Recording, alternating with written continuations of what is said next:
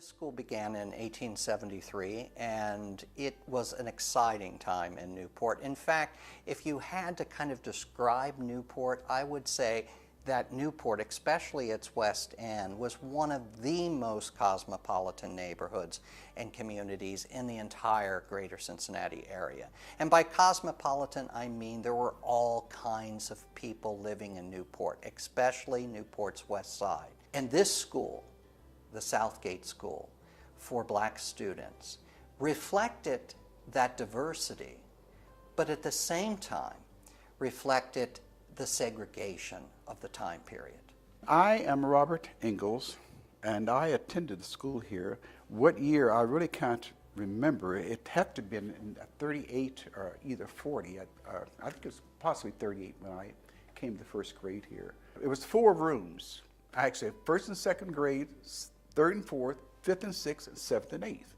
That's when I was going here. Now, years ago, this was they had a high school here. I don't know how in the heck they did it, but it was a high school. And I'm still trying to get my mind together how on earth could this have been a high school, but it was. The Southgate School was so important, really crucial in a couple of manners. One, it provided education to blacks in Newport during a time where segregation was the rule of the land.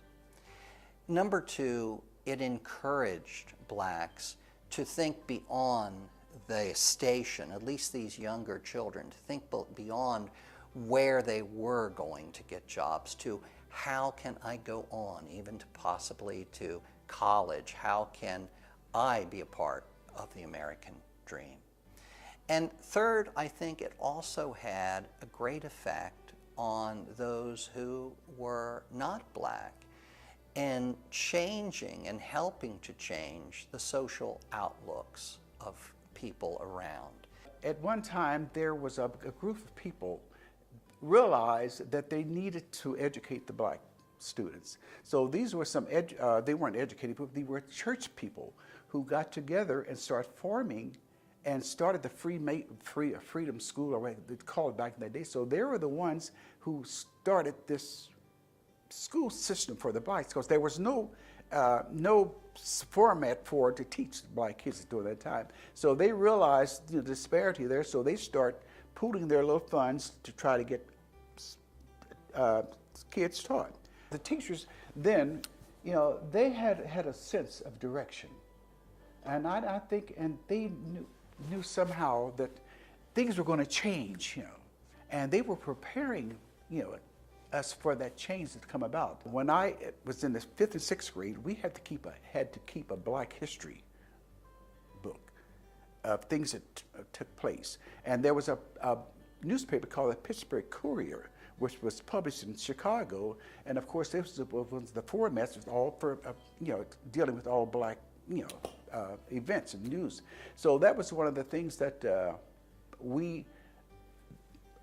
teacher would bring to school, and then we had to make our history book, our tablets, and compile all these historical events, the various things that blacks had to contribute to the society, American, development like that. So that's when I started beginning to feel there was a difference. Newport had a fairly large black population which was vocal and which was expressing its own desires and wants for education.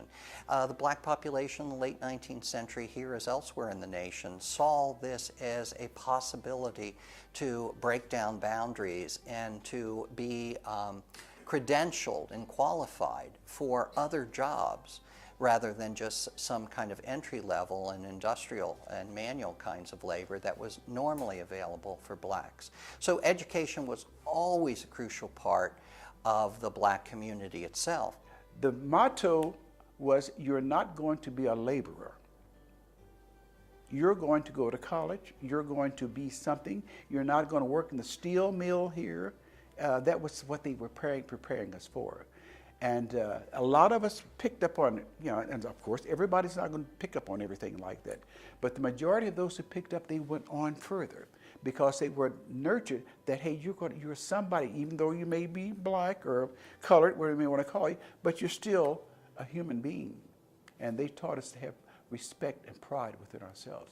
That's what we got out of going to this little four-room school here, that you must respect yourself, respect others, and if you respect yourself, you'll get respect from other people because they will see the difference that you can make by being yourself and being a type of person that you know you can look up and don't keep your head down or keep your head up. Because you look down, you're going to miss a lot. But if you keep your head up, you can have a broader perspective of visual acuity, you know, that you can see all around you what's going on.